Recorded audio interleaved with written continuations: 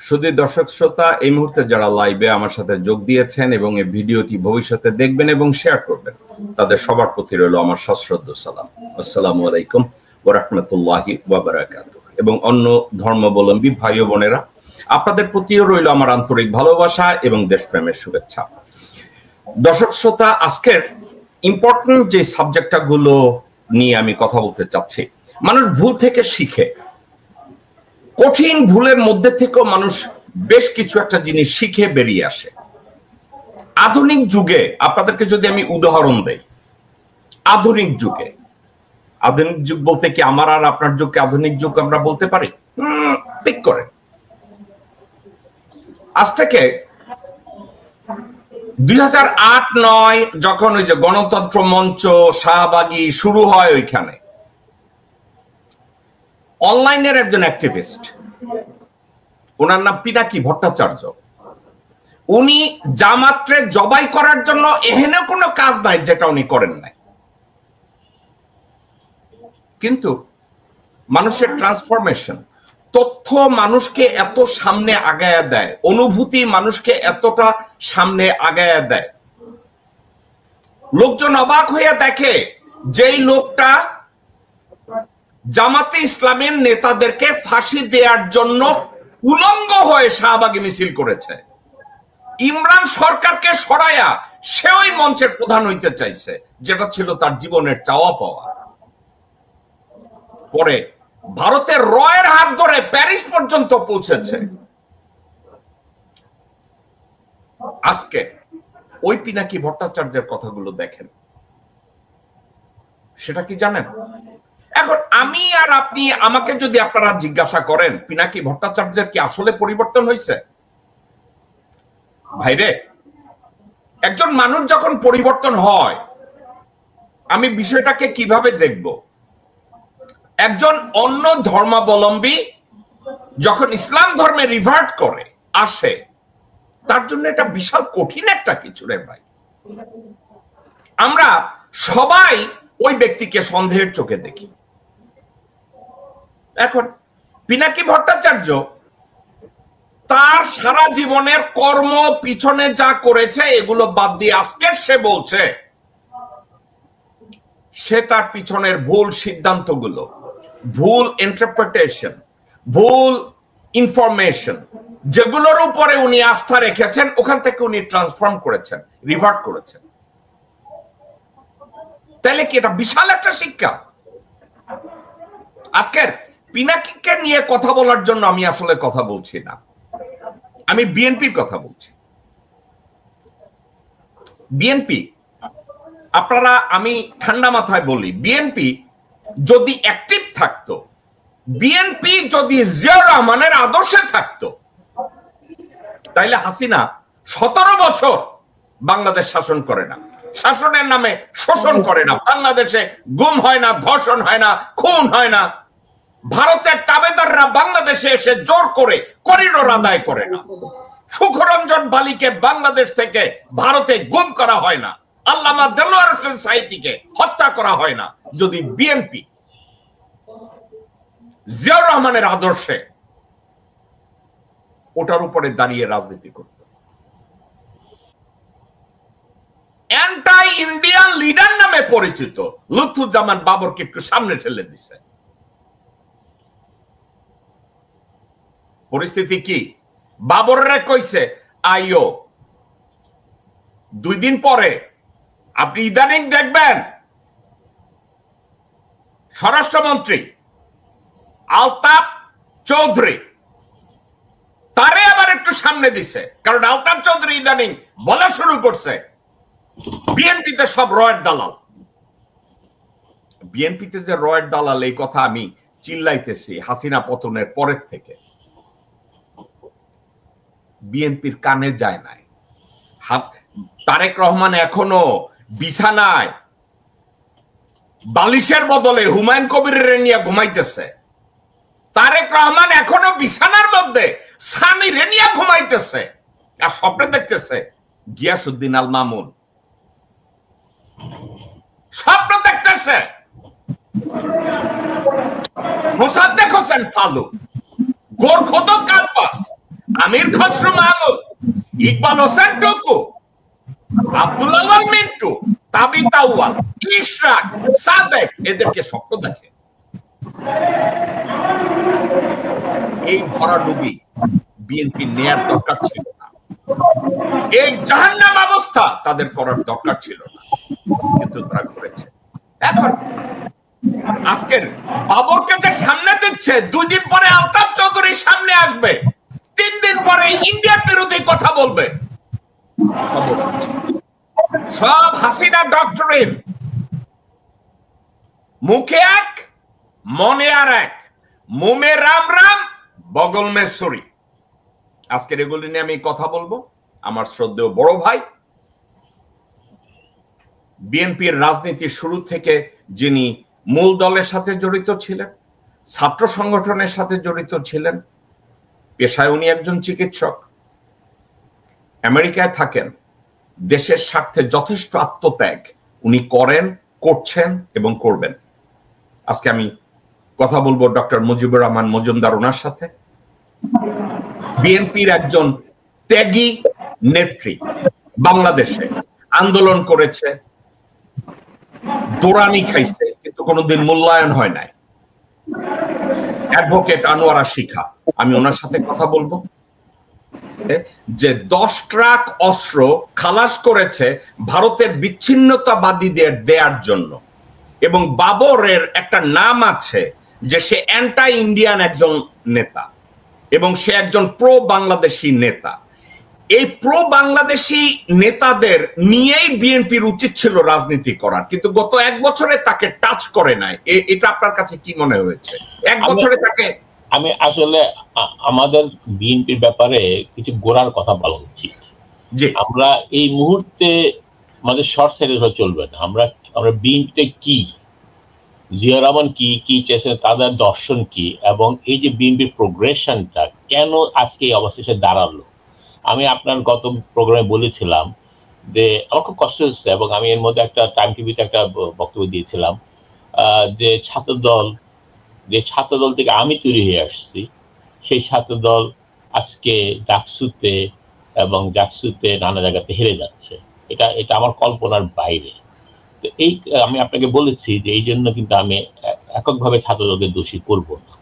আমি দোষী করব বিএনপি লিডারশিপ, তাদের রং, যারা বিএনপিকে রিপ্রেজেন্ট করছে জনগণের সম্মুখে, তাদের রং পলিটিক্যাল স্টেটমেন্ট এবং তাদের কার্যক্রম এবং দলের আপামর লেভেলে, আমি বলবো না যে সবাই, বাট যেটা বলা হয় টেম্পো স্ট্যান্ড থেকে শুরু করে 80% দখলদারিত্ব করছে বিএনপি, এটা প্রমাণিত, এটা নানা জায়গায় এটা ফোকাস হচ্ছে, এবং এইটি হলো পারসেপশন।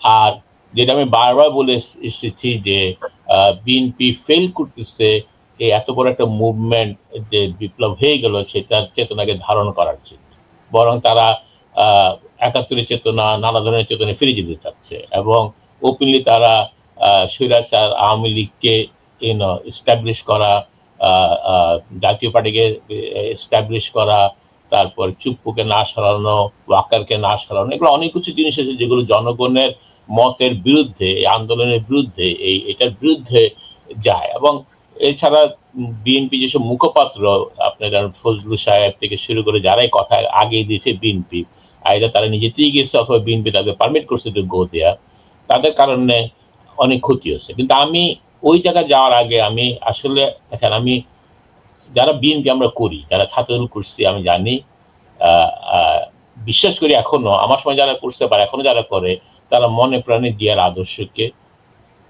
বিশ্বাস করে, তাই জন্য তারা ছাত্রদল করে, এবং তারা ছাত্রদল করে অনেকে জীবন বাজি দিচ্ছে, জীবন ইয়ে করছে। কিন্তু প্রশ্ন হলো আমার কতগুলো এখানে, এবং এখানে আনোয়ারা শিখা আছে।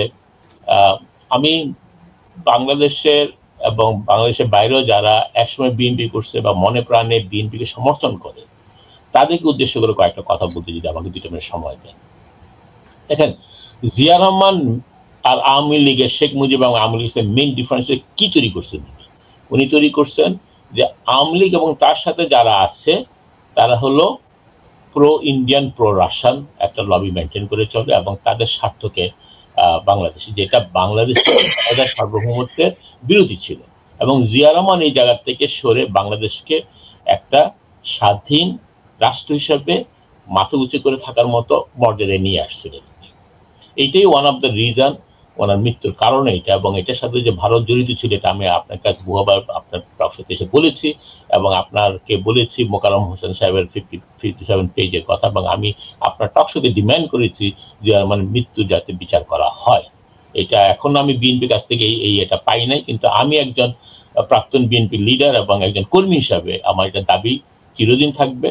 এখন আমি বলি যে কথাগুলি বুঝতে চেষ্টা করেন, যখন জিয়া রহমান ছিল ওনার সাথে যেসব লোকরা ছিলেন, যেসব বড় বড় লিডাররা ছিলেন, যেদিন জিয়া রহমান মারা গেল ওই লিডারগুলো, আমি কারোর নাম বলবো না কিন্তু সবাই জানে কারা কারা লিডার ছিল ওই সময়, ওই লিডারগুলো দেখেন পরবর্তীতে তাদের নিজের মধ্যে দ্বন্দ্বের কারণে, দেশের স্বার্থ বাদ দিয়ে, দলের স্বার্থ বাদ দিয়ে নিজেদের মধ্যে দ্বন্দ্বের কারণে তারা বিএনপিকে সেভ করার জন্য ম্যাডামকে ওই মুহূর্তে ঘর থেকে বের করে নিয়ে এসে বিএনপির দায়িত্ব দেয়। এটা হলো প্রথম কথা, হলো এই রাজনীতিবিদদের দুর্বলতা। এটা তারা নিজেদের মধ্যে লিডারশিপ তৈরি করতে পারে না। দ্বিতীয়ত হলো জিয়া রহমান যতগুলো আদর্শ ছিল, আপনি জানেন জিয়া রহমান কি করতেছিল, পুরো দেশটাকে ঐক্যবদ্ধ করছিল, প্রতিটা প্রফেশনাল থেকে শুরু সব লেভেলে জনগণকে ঐক্যবদ্ধ করছিলেন। তাঁতি দল থেকে শুরু করে এমন কোনো দল নাই, এমন কোনো সেকশন নাই যেখানে জিয়া রহমান এক করেন নাই। শিশুদেরকে নিয়ে অর্গানাইজ করছেন। মহিলা দল প্রথম বাংলাদেশে তৈরি হয় জিয়া রহমানের সময়, এবং মহিলা মিনিস্ট্রি তৈরি হয় জিয়া রহমানের সময়। এগুলো সবগুলো উনি কেন করছেন? দেশটাকে জাতিকে ঐক্যবদ্ধ করেন। যুব সংস্থা তৈরি করেন উনি, যুব মিনিস্ট্রি উনি তৈরি করে দেন। তো উনি যেই কনসেপ্ট নিয়ে আগাইছেন, এগুলো কিন্তু পুরো জাতিকে একত্র করে, জাতিকে লিড করে, কতগুলো ওনার আদর্শ যেগুলো ছিল এবং শোষণমুক্ত সৎ লিডারশিপ উনি তৈরি করে দিয়ে গেছিলেন। কিন্তু দুঃখজনক হলো ওই লিডার যারা ওনার পরিচয় বাংলাদেশে পরিচিত হচ্ছে, যারা ওনার কারণে মিনিস্টার হচ্ছে, বড় বড় পজিশনে গেছে, তারা সবাই ওয়ান টু অল তারা ফেল করছে, এবং তারা ওনার একটা আদর্শকে মেনটেন করে, একমাত্র ওনার মৃত্যুবার্ষিকী আর জন্মবার্ষিকী উদযাপন করা ছাড়া, আর ওনাদের পোস্টারে জিয়া রহমানের ছবি দেওয়া ছাড়া, ওনারা কেউ, আমি চ্যালেঞ্জ করেছি আপনার আজকে এই প্রোগ্রামে, ওনারা কেউ জিয়া রহমানের আদর্শকে সমুন্নত রাখেনি। এবং জিয়া রহমান যতগুলো প্রোগ্রাম ছিল, খালকাটা বলেন, গ্রাম সরকার বলেন, গ্রাম নিরাপত্তা বাহিনী বলেন, প্রতিটা জিনিস নিয়ে একটা জিনিস বিএনপি করেন, এবং ম্যাডামকে তারা গাইড করেন। আমি ম্যাডামকে দোষ দেবো না, কারণ ম্যাডামের সাথে আলাপ করতে জিয়া রহমান এগুলো করতেন না। ম্যাডাম ঘর সামলাতেন, ম্যাডামের তো ওই আইডিয়াও নাই, কিন্তু ম্যাডাম যখন নিজেকে স্যাক্রিফাইস করে, ওনার সংসার স্যাক্রিফাইস করে আসছেন বিএনপিকে সেভ করার জন্য, এটা উচিত ছিল ওইসব লিডারকে ম্যাডামকে গাইড করে জিয়া রহমান ভিশনকে নিয়ে আগাতে। দুঃখজনক হলে সত্যি তারপর থেকে আজ পর্যন্ত আমি বিএনপি একটা লিডার পাইনি যে জিয়া রহমান আদর্শকে নিয়ে কাজ করতেছে। জিয়া রহমানের পররাষ্ট্র নীতি, দেশের নীতি, নিরাপত্তা, এভরিথিং, কোন জায়গাতে কোনো আপনি বলতে পারবেন না যে বিএনপি তিনবার ক্ষমতায় আসছে, একবারের জন্য তারা জিয়া রহমান একটা প্রোগ্রামকে এস্টাবলিশ করছে। জিয়া রহমানের নামটা বিক্রি করা ছাড়া তারা একটা লোক এগুলো এস্টাবলিশ করেন। আমি একটু শেষ করি যে আপনাকে একটু আমার কথা বুঝতে, যে আমি কেন এই কথাটা বলতেছি। আমরা আজকে, আমি বলি, আমার কাছে অনেক কল আসছে, অনেক যারা ছাত্রদল করতো, যুবদল করতো, অনেকে বলতেছে যে ভাই আমরা এই বিএনপি করতে পারি না, আমরা এই বিএনপি বিশ্বাস করি না। এখন যে কথা বলতেছিলাম আপনাকে, দেখেন ওভার অল দিস ইয়ার, আজকে জিয়া রহমান যে বিএনপি তৈরি করতে চেয়েছিল, আমাদের এই লিডাররা ওই বিএনপি থেকে বহু দূরে সরে গেছে, এবং সরে গেছে নিজেদের স্বার্থে। আরেকটা এক্সাম্পল দিই আপনাকে, জিয়া রহমানের সময় যতগুলি লোক ছিল ওনার সাথে, যতগুলো মিনিস্টার ছিল, যতগুলো ছাত্রদলের প্রেসিডেন্ট বলেন, সেক্রেটারি বলেন, যুবদল বলেন, যতগুলো অঙ্গ সংগঠন ছিল, আপনি ওই সময় কোনো অঙ্গ সংগঠনের কোনো লিডার উপর থেকে নিয়ে নিচ পর্যন্ত, কোনো মিনিস্টার, কোনো পুলিশ অফিসার, কোনো রকম লোকের আপনি কোনো দুর্নীতি পাবেন না। আপনি বলতে পারবেন না যে তারা আঙ্গুল থেকে কলা গাছ হয়ে গেছে ফুলে। আপনি একটা লোককে বলতে পারবেন না আজকে এই প্রোগ্রামে বা যে কোনো প্রোগ্রামে যে জিয়া রহমান থাকা অবস্থায় তারা বাংলাদেশের ধন সম্পদ লুট করছে বা তারা ক্ষমতা অপব্যবহার করতে পারছে। আমি আপনাকে এক্সাম্পল দিতে পারবো যে কিভাবে জিয়া রহমান ওই সময় আপনার কি নাম আপনার 14 গ্রামের কাজী জাফরকে কিভাবে উনি টেক কেয়ার করছে, অনেক ঘটনা আছে। কিন্তু বিএনপি ওই আদর্শকে বুকে ধারণ করার মুখে দিয়ে বলছে, কিন্তু তারা গত এতগুলো বছরে একবারও সেটা এস্টাবলিশ করতে পারেনি। জনগণ যে বিএনপিকে সমর্থন করে, জনগণ সমর্থন করে জিয়া রহমানের কারণে। জনগণ কিন্তু সমর্থন করে না এই ফজলুর রহমানের কারণে বিএনপি সমর্থন করে না, বা আব্বাসের কারণে বা এদের কারণে জিয়া রহমান করে। জিয়া রহমানকে মানুষ কেন ভালোবাসে? কারণ মানুষ জানে জিয়া রহমান মাথা উঁচা করে দাঁড়িয়েছে। জিয়া রহমানের আদর্শ বাংলাদেশের সার্বভৌমত্ব নিশ্চয়তার আদর্শ, জনগণের ভাগ্য উন্নয়নের আদর্শ। এবং জিয়া রহমান যতগুলো জিনিস করছিলেন সবগুলো মানুষকে নিয়ে করছিলেন, মানুষের ভাগ্য উন্নয়ন করার জন্য, দেশকে স্বাধীন সার্বভৌমত্ব রাখার জন্য। কিন্তু ওই জায়গা থেকে বিএনপি সরে আসছে এবং এইটা জনগণ বুঝে ফেলছে। ছাত্র জনতা আজকে যে রায়টা দিচ্ছে এই ডাকসুতে, এটার কারণ হলো বিএনপি লিডারদের ফেলিউর। বিএনপি লিডাররা মুখে জিয়া রহমানের কথা বলে কিন্তু কার্যত জিয়া রহমানকে মানে না, জিয়া রহমানের আদর্শকে লালায়িত করে না, জিয়া রহমানের ভীষণকে ধারণ করে না। যদি ধারণ করতো, আমি জিয়া রহমান মৃত্যুর পর থেকে 81 এর পর থেকে আমি দেখতাম যে তারা লিডাররা, আমি সব লিডারকে বলবো, আমি আজ পর্যন্ত কোন লিডারকে এখানে বা বাংলাদেশে আমি দেখি নাই জিয়া রহমানের নামটা ছাড়া ওনার ভিশন নিয়ে কাজ করতে বা কোন রকম কিছু করতে। এই জন্য আজকে এই অবস্থায় দাঁড়িয়েছে। এটা হলো সামগ্রিকভাবে আপনাকে বুঝতে হবে জিনিসটা, যে কেন আজকে আমরা এখানে এসে দাঁড়িয়েছি। এটা একদিনের ফিগুর না, এটা ওভার টাইম ফেল করছে। ওকে ডক্টর মুজিব, আমি আপনার কাছে ব্যাক করছি। শিখা আপু, আপনি ডক্টর মুজিবের কথা, প্রত্যেকটা কথা আপনি শুনেছেন, আমিও শুনেছি। এখন উনি বলছে পোস্টারে জিয়া রহমানের ছবিটা দেয়া ছাড়া এবং নাম বিক্রি করা ছাড়া এবং ওনার লেগেসি এই ইতিহাসটা বিক্রি করা ছাড়া বিএনপির একজন নেতাকে উনি দেখেন নাই যে জিয়া রহমানের আদর্শকে যিনি ধারণ করেন, জিয়া রহমানের পররাষ্ট্রনীতিকে যিনি ধারণ করেন, জিয়া রহমানের অর্থনৈতিক বা যে পলিসি ছিল, পরিকল্পনা ছিল, ওটাকে যারা ধারণ করেন। ডক্টর মুজিব সরাসরি বলেছে জিয়াউর রহমানের দলের প্রত্যেকটা নেতা তার ছবি, তার অর্জন এবং তার নাম এর ব্যবহারের বাইরে কোনো কিছু করে না। ডক্টর মুজিবের এই স্টেটমেন্টের সাথে কি আপনি একমত, অ্যাডভোকেট শিখা? ধন্যবাদ মিল্টন ভাই। আমি ছোট করে একটু বলি যে আমি তো রাজনীতি শুরু করেছি 84 থেকে আমি ছাত্রদল করি আর কি। তো 84 থেকে আপনার আমরা স্টার্ট করলাম, তখন তো ম্যাডাম ছিলেন, ফ্রন্ট সাইডে ম্যাডাম ছিলেন। তারপরে তো 90-এর আন্দোলন, আপনার 86, 87, 88, 88, 89 তো মানে তুখোর অবস্থা, বাজে অবস্থা ছিল 89, 90-তে। আপনি জানেন যে তখন তো আমরা জিয়া রহমানকে আমরা সরাসরি আমরা পাই নাই, বাট তার যে অ্যাক্টিভিটিস গুলো আমরা আমাদের সামনে যেগুলো ছিল, তার আদর্শ, তার যে পলিসি, তার অর্থনৈতিক, তার রাজনৈতিক, তার যে মেধা মনন, তার যে কাজকর্মের যে ধরন, সেটাকে আমরা নিয়েছিলাম। আমরা তার আদর্শ এবং তার যে গুণাবলীগুলো ছিল সেগুলো আমরা কিছুটা ধারণ করেছিলাম এবং মাথার মধ্যে কিছুটা নিয়েছিলাম। তার কারণ তখন আজ থেকে প্রায় 35 বছর আগের কথা বলতেছেন, আজ থেকে 35 বছর আগে কিন্তু আপনার জিয়া রহমানের আদর্শ বা গুণাবলী যাই বলেন, এগুলো কিন্তু মানুষ ভুলে নাই, বা নেতাদের মধ্যে তখনও কিছু কিছু ছিল।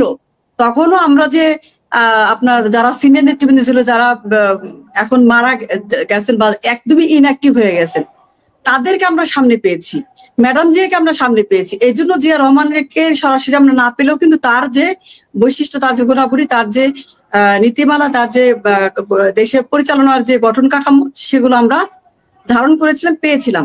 বাট 35 বছর আগের কথা হলো আপনার 90, 95 আমরা 3 টার্ম ক্ষমতা, 91, 2001 এবং 96। আপনার এই যে 3 টার্ম আমরা ক্ষমতায় ছিলাম, এর মধ্যে কিন্তু অনেক নেতা পড়ে গেছেন, অনেক নেতা আসছেন। বাট 90-তে যে ছাত্র আন্দোলন বা যে ইলেকশনটা হয়েছিল, তখনও কিন্তু আমরা জিয়ার আদর্শকে ধারণ করেছি এবং তার শুধুমাত্র ছবি ব্যবহার করি নাই। আমরা যে দেশনেত্রী খালেদা জিয়া এবং আমরা শহীদ জিয়ার ছবি, এই দুটাকে আমরা ব্যবহার করেছি। তখন তারেক জিয়ার ছবি কিন্তু আমরা নেইনি, তখন আসে নাই সে। তো 90 সালের পরে যখন আপনার 91 থেকে 96, 2001-এর পরে থেকে আপনি ধরবেন, 2001-এর পরে থেকে আমরা আমাদের মধ্যে নাই। 2001-এর পরে থেকে আজকে 25 বছর, আজকে 20 বছর যাবত আমি তো দেখতেছি, আমরা তো ছাত্রদল করা মানুষ, 20 বছর যাবত আপনি যেটা মুজিব ভাই বলছেন, আমি কিছুটা সমর্থন আমার করতেই হবে। তার কারণ সে বলছেন যে তার নামটা এবং তার যশটা, তার গুণটা শুধু ব্যবহার করা, তার ছবিটা ব্যবহার করা হয়। 2001-এর পরে থেকে শুধু তাই হয়েছে। 2001-এর পরে থেকে কিন্তু তার আদর্শ এবং তার যে ধরো তার বৈশিষ্ট্য, তার গুণাবলী, তার নীতি আদর্শ বৈশিষ্ট্য আমরা কিন্তু কিছুই আর ধারণ করতে পারি নাই, নিতে পারি নাই, আমরা ভুলে গেছি। এবং ওই ধরনের কোনো নেতৃবৃন্দ আমাদের সামনে আমরা কিন্তু আসলে পাই নাই। আমরা দলের মহাসচিব পেয়েছিলাম আপনার আব্দুল মান্নান ভূঁইয়াকে, তারপরে পেয়েছিলাম খন্দকার দেলোয়ার হোসেনকে। এই দুইজনকে আমরা মোটামুটি যাই হোক তাও আমরা পেয়েছি, এবং তাদের মধ্যে কিছুটা আমরা, যদিও তারা পরবর্তীতে অনেক ভুল টুল করেছে, বাট আমরা কিছুটা পেয়েছিলাম। বাট এই 25 বছরের মধ্যে 20 বছর তো আমি দেখতেছি শুধুমাত্র নাম, ছবি, এগুলো পোস্টার ছাড়া আসলে কিছু ব্যবহার হয় না। আর ম্যাডাম জিয়া যখন জেলে গেছেন তখন তো একেবারেই নাই। তখন ম্যাডাম জিয়ার ছবি ব্যবহার হয়, তারেক জিয়ার ছবি ব্যবহার হয়, জিয়া রহমানের ছবি ব্যবহার হয়। আসলে তাদের কোনো কিছুই আমরা ধারণ করতে পারি নাই। আমাদের এই দেশে আমরা তাদের গুণ, বৈশিষ্ট্য, 3 বারের ক্ষমতা, আপনার কোনো কিছুই আমরা ধারণ করতে পারি নাই। আমরা শুধুমাত্র টাকা অর্জন, পয়সা অর্জন, জমি দখল, আবিজাবি চিন্তার চেতনা, আমি নামগুলো বলবো না, এগুলোর মধ্যে আমরা আছি, যার জন্য আমাদের ভিতরে আসলে আর কিছু নাই। যখন একটা কলসি খালি হয়ে যায় তখন কলসিটা বাজে বেশি। কলসিটাকে ভরা ছিল, কম বাজত, বাট এখন কলসিটা খালি হয়ে গেছে, এখন কলসি বাজে বেশি। শিকাগো একটা কথা আমি জিজ্ঞাসা করি আপনাকে, জিয়া রহমানের আদর্শে যদি দল চলতো, আপনি ওই দলে আব্বাসের মতো লোকরে বিএনপির নেতা হিসেবে আপনি দেখবেন যদি জিয়ার আদর্শে দল চলে? না, এখানে শিকাপো ডানে বাইরে আমি বলছি আব্বাস ভাই তখন আসতো কিনা আমি আসলে শিওর না, কারণ আব্বাস ভাই 91 থেকে ভাই আমি প্রটেস্ট করবো না, আমি প্রতিবাদ করবো না, আমি করবো না, আমি আসতেছি। শুধু আব্বাস ভাই হবে কেন, এর সাথে অনেক ভাই আসবে না? না রে ভাই, আমি তো আপনার কাছে, আমি এই কথাটা শেষ প্রশ্ন না, আমি তো ফলো আপ করছি, আমি আপনার সাথে আলোচনা করছি। আমি বলছি জিয়া কোন ধরনের নেতা পছন্দ করতেন? শিক্ষিত, মার্জিত, নিবেদিত প্রাণ, অনুগত, দেশপ্রেমিক, যে প্রো বাংলাদেশ, যার ভিতরে অনেস্ট, সততা, নীতিবান, এ ধরনের লোককে পছন্দ করতেন। এখন জিয়া, কারণ জিয়া নিজের ভিতরে সততা ছিল, নীতিবোধ ছিল, অনেস্টি ছিল, দেশপ্রেম ছিল, যোগ্যতা ছিল, দূরদৃষ্টি ছিল। এখন আপনাকে যদি আমি জিজ্ঞাসা করি, শিখা আপু, আপনি এই গুণাবলীর মধ্যে কি আপনি আব্বাসকে দেখেন? না, আমি পাই না। আপনি কি এই গুণাবলীর মধ্যে বিএনপির সালাউদ্দিনকে দেখেন? না, তাকে তো আরো পাই না, তাকে তো তার মধ্যে আরো কিছুই নাই। ওকে, জিয়ার বিএনপিতে আব্বাসের বউ আফরোজা, ওরে দেখেন? ভাই আমি তো আমি আসতেছি। আব্বাস ভাইয়ের বউ তো তৈরি হলো সেদিন, আমরা তো দেখে আসছি বহুত আগে থেকে, অতএব সে আসবে কোথা থেকে? সে তো আসলো নতুন। ভাই আমি ওইটা বলি নাই, আমি বলছি জিয়া একজন পলিটিক্যাল লিডারশিপের ভিতরে যে কোয়ালিটি গুলো চাইতেন, ওই কোয়ালিটিতে আব্বাসের বউ আসে কিনা? না। মোসাদ্দেক ফালু আসে? নো। আচ্ছা, এবার আপনাকে কঠিন প্রশ্ন করব, জিয়া বেঁচে থাকলে আপনি জীবনে চিন্তা করতে পারছেন মির্জা ফাক এই দলের মহাসচিব হয়? না, সেটা কিভাবে সম্ভব? সম্ভব না, কোনোদিন সম্ভব না। আপনি কোনোদিন দেখেন এই মির্জা ফাক নেতা হইতো না? আপনি দেখেন মোহাম্মদ সালাম জাতীয় পার্টির তাবেদারি কইরা যেই সালাম 2 পয়সা কামাইছে, আমরা খালি মির্জা আব্বাসের দোষ দেই যে গোরখদক আব্বাস, কিন্তু মোহাম্মদ সালাম কিশোরগঞ্জ থেকে ঢাকায় এসে জাতীয় পার্টি দিয়া পয়সা কামাইয়া নিজের পর বড় করিয়া এখন বিএনপির অনেক বড় নেতা হইছে। বিএনপির আদর্শে মোহাম্মদ সালামের কি কোনো জায়গা থাকতো বিএনপিতে? No no no, not at all. Abdullah মিন্টুর মতো লোকরা কি জিয়া ফাঁসির কাছে ঝুলাইয়া দিত না? অবশ্যই দিত। সাদেক হোসেন খোকারে উলঙ্গ কইরা এক পায়ে রশি লাগাইয়া জিপিওর সামনে টানাইতো না জিয়া? এখন এই নামগুলো যে আমি বললাম, এরাই তো বর্তমানে বিএনপির নেতা। আমির খসরু মাহমুদ রে আমি ঠান্ডা মাথায় মুজিব ভাইয়ের কাছে এই কথাটা জিজ্ঞাসা করব, জিয়াউর রহমানের আমলে যদি জিয়াউর রহমান আজকে জীবিত থাকতো, আমির খসরু মাহমুদ রে সে মৃত্যুদণ্ড দিত। জিয়াউর রহমান জীবিত থাকলে লন্ডনে যাই কুত্তার বাচ্চা হুমায়ুন কবির নামে হারামজাদা বেশ্যা পয়সা আছে, তার মৃত্যুদণ্ড দিত। তারেক রহমান ভারপ্রাপ্ত চেয়ারম্যান, জিয়াউর রহমানের আপনারা আমার এখন জেকব ভাই আপনি গালি দেন, জিয়া সাহেবের গালির বহর ওই মুজিব ভাইরে জিজ্ঞাসা করেন, গালির বহরটা জিজ্ঞাসা করেন। ভারপ্রাপ্ত চেয়ারম্যান খাওয়াই দিত, ভারপ্রাপ্ত চেয়ারম্যান কোনটা? তাইলে এই যে মুজিব ভাই তাইলে যা বলছে আপনি তাইলে বিরোধিতা করেন না। জিয়ার আদর্শের কোন নেতা তাইলে, বা জিয়া যাদেরকে আদর্শ মনে করতেন, competent and bonafide political leader মনে করতেন, তাইলে তারা এখন বিএনপিতে কেউ নাই? না মানে আপনার এটা তো ছায়াটা কিছু দেখা যায়, কিন্তু 10 জনের মধ্যে 15 জনের মধ্যে এগুলো কোত্থেকে আসবে? নাই তো, নাই তো। শিখা আপু, আপনি অনেক সত্য উত্তর দিয়েছেন, আমি আপনার কাছে ব্যাক করছি। আমি এবার নীরা আপনার কাছে যাব। নীরা, আপনি ডক্টর মুজিব এবং শিখা আপুর কথা শুনছেন। জিয়া সাহেবের যে পলিটিক্যাল আদর্শ, পলিটিক্যাল আইডিওলজি বা দর্শন, জিয়া সাহেবের যে নীতিবোধ, জিয়া সাহেবের যে দেশের প্রতি আনুগত্য, সততা, অভিজ্ঞতা, দূরদৃষ্টি, ওই মানে বর্তমানে যে বিএনপি লিডারশিপ, আপনাকে আমি কঠিন কয়েকটা প্রশ্ন করব। যোগ্যতা ভিত্তিক বিচারে এই যুক্তরাষ্ট্রে বিএনপির নেতা হিসাবে দাঁড়ায় যারা বিএনপির ধারক, যুক্তরাষ্ট্রে জিয়ার আদর্শকে যদি আপনি ম্যাচ করেন, জিয়ার আদর্শকে যদি আপনি স্বপ্ন হিসাবে দেখেন, তাইলে এই গিয়াস আহমেদ কি ওই নীতির মধ্যে কাউরে দেখেন যে গিয়াস আহমেদ বিএনপির কোন নেতা জিয়ার আদর্শ এবং নৈতিকতার ভিত্তিতে? আপনার মাইক্রোফোনটা অফ নীরা। আপনি কি দেখেন এদেরকে জিয়ার যোগ্যতা ভিত্তিক বিচারে এবং দূরদৃষ্টিতে গিয়াস আহমেদের মতো কোন লোককে আপনি বিএনপির নেতা হিসাবে দেখেন? হ্যাঁ জেকব ভাই, থ্যাংক ইউ সো মাচ। শুধু গিয়াস আহমেদ বলবেন কেন?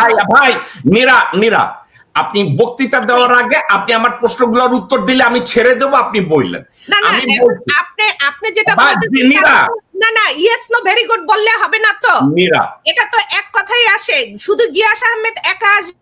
নীরা, আমার কথাটা একটু শুনেন প্লিজ, আমার কথাটা একটু শুনেন। আমি একটা প্রশ্ন করলে আপনি সব উত্তর দিতে পারতেন যে যুক্তরাষ্ট্রে বিএনপির জিয়ার আদর্শের, সত্যিকার অর্থে জিয়া যেটাকে পলিটিক্যাল আদর্শ মনে করত, শিক্ষিত, অনুগত, দূরদৃষ্টি, সৎ, দূরদৃষ্টি, জীবন স্যাক্রিফাইস করার, আমি একজনের নাম বললাম না, কাউরে কি দেখেন? আমি একজনকে দেখি, আমাদের সাথে একজন বসে আছে মুজিবুর রহমান মজুমদার, একজন।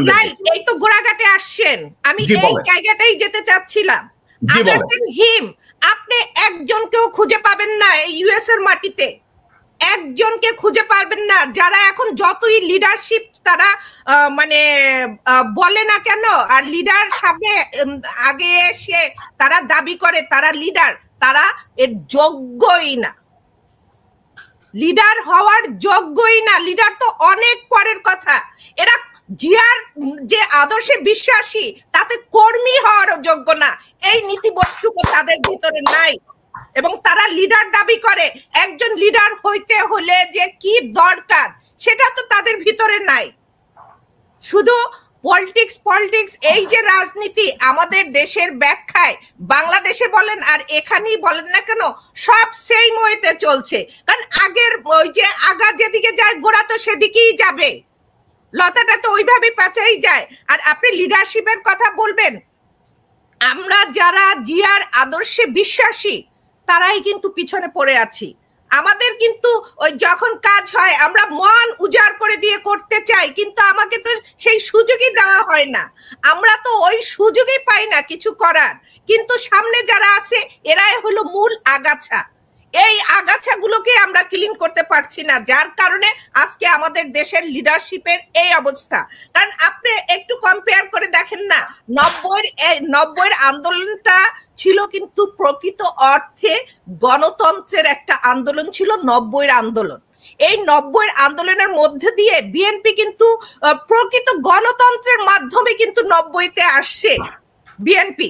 কিন্তু আসার পর কি হলো, আমাদের যে লিডারশিপের যে কোয়ালিটি সেটা অলরেডি পাবলিক বুঝে ফেলেছে। কতদিন থাকলো, তারপর দেখেন আসলো আওয়ামী লীগ। এই আওয়ামী লীগ হলো আমাদের জন্য একটা অভিশপ্ত দল, ক্যান্সার অভিশপ্ত দল হলো এই আওয়ামী লীগ। আওয়ামী লীগকে যেই বিশ্বাস করুক না কেন, আওয়ামী লীগকে বিশ্বাস করা হলো পাপ। যে পাপের প্রায়শ্চিত্ত আমাদের দল দিয়েছে, পিছনেও দিয়েছে এবং সামনেও দিবে, এটা হলো আওয়ামী লীগকে বিশ্বাস করার। আজকে এই পরিণতি, আপনি জাকসুর কথা বলছেন, এই পরিণতির একমাত্র কারণ হলো এই অভিশপ্ত দলকে পুনর্বাসন করতে চাইছে এই বিএনপির গোটা কয়েক লিডার। যদিও লিডার বললে নিজেকে আমি ছোট করব যে এদেরকে লিডার ভেবে এবং এদের পথ প্রদর্শক হয়ে আমি পিছনে হাঁটবো না। এরা জিয়ার আদর্শে বিশ্বাসী না, এরা দিল্লির আদর্শে বিশ্বাসী। আজকে এরা দিল্লির আদর্শে বিশ্বাসী বলে আজকে আমাদের দেশের এই ঘটনা ঘটছে। আপনি বাংলাদেশের বাইরের কথা বলবেন যে এখান থেকে ওখান থেকে আমরা যতই সাপোর্ট দেই না কেন, আমাদের প্রকৃত অর্থে আমরা যেটা চাচ্ছি, জিয়ার আদর্শ যেটা চাচ্ছে, সেটা কেউ কানে নিচ্ছে না। কারণ তারা মনে করতেছে মানি মেকিং স্থান হলো ওটা, ওখানে যেতে হবে, মানি মেক করতে হবে। এই যে 24-এর আন্দোলন, আমরা এটার দখলদারি হয়ে গেলাম, বললাম মাস্টার মাইন্ড আমরাই ছিলাম। আরে গাছে কাঁঠাল গোফে তেল, হুট করে বললে তো হবে না। কারণ এখন জনগণ অনেক সচেতন, প্রত্যেকটা জনগণের হাতে এই জিনিসটা আছে। তারা চাইলে সারা পৃথিবী এক টোকায় পেতে পারে। তারা এখন লিখতে পারে, পড়তে পারে, বলতে পারে, শুনতেও পারে, দেখতেও পারে। কোথা থেকে তাদেরকে পিছিয়ে রাখবে বলেন? আজকে এই 24-এর আন্দোলনের পর বাংলাদেশের যা হয়েছে, বাংলাদেশের প্রতিটা জনগণ এগুলো দেখছে। জনগণ কি চেয়েছিল? জনগণ প্রথমত চেয়েছিল এই 24-এর আন্দোলনের পর গত 16-17 বছরের যত অরাজকতা চলছে বাংলাদেশে, প্রতিটা বিচার হবে, এক এক করে প্রতিটা জিনিস সামনে আসবে, বিচার হবে। কিছু হয়েছে? কিছুই হয়নি। তো জনগণ কেন চাবে? এরা বিএনপি, আওয়ামী লীগ, এরা তো ধরে নিয়েছে এরা বাংলাদেশের এই দুইজন ছাড়া আর কেউ নাই, এই দুই ফ্যামিলি ছাড়া আর কেউ নাই যোগ্য দেশকে রান করার জন্য। এবং এখনো তারা সেটাই ভাবে, সেটাই চিন্তা করে। মীরা, আপনাকে আমি ফলো আপ একটা প্রশ্ন করব। আমি আপনাকে নামগুলো দিয়ে কেন শুরু করেছিলাম আপনাকে আমি একটু বলি। এই মুহূর্তে আমেরিকা এবং ইউরোপে বিএনপির সবচেয়ে বড় বোঝা কোনটা জানেন? আমেরিকা এবং ইউরোপে বিএনপি কিন্তু এখনো টিয়ার 3 টেররিস্ট অর্গানাইজেশন। এখন গিয়াস আহমেদ বলে আমি বিএনপির নেতা, বড় নেতা, মানে সেন্ট্রাল কমিটির মেম্বার। জিল্লুর বলে আমি বিএনপির বড় নেতা, সেন্ট্রাল কমিটির মেম্বার। মিজানুর রহমান মিল্টন বলে আমি বিএনপির সেন্ট্রাল কমিটির মেম্বার। আব্দুল লতিফ সম্রাট বলে আমি বড় নেতা। আবার ফ্লোরিডায় এক পরগাছা আছে, সাদি বলে আমি বেগম, আজও বলে আমি বেগম খালেদা জিয়ার বৈদেশিক উপদেষ্টা। আচ্ছা একটা কথা বলেন তো, বিএনপির গত এক যুগেরও বেশি সময় ধইরা টিয়ার 3 টেররিস্ট অর্গানাইজেশন বানায় রাখছে আমেরিকা এবং ইউরোপে। আর ম্যাকডোনাল্ডস এর এক কর্মচারী আছে আনোয়ার হোসেন খোকন, হ্যাঁ নাকি আবার আন্তর্জাতিক কোন কমিটির কোন কমিটি। আচ্ছা আমারে বলেন তো, এই আমেরিকা বা ইউরোপে বিএনপি তাইলে এখনো কেন টিয়ার 3 টেররিস্ট অর্গানাইজেশন, এতগুলা নেতা থাকতে? জেকব ভাই, এরা তো মানে সঠিক অর্থে আপনি যদি রাজনীতির সংজ্ঞা বলেন, এরা তো সংজ্ঞার বিশ্লেষণ দিতে পারবে না। রাজনীতি কি জিনিস, কেন রাজনীতি করব, কার জন্য, কিসের জন্য, কোথায়, এগুলোর ব্যাখ্যা তো তাদের ভিতরে নাই।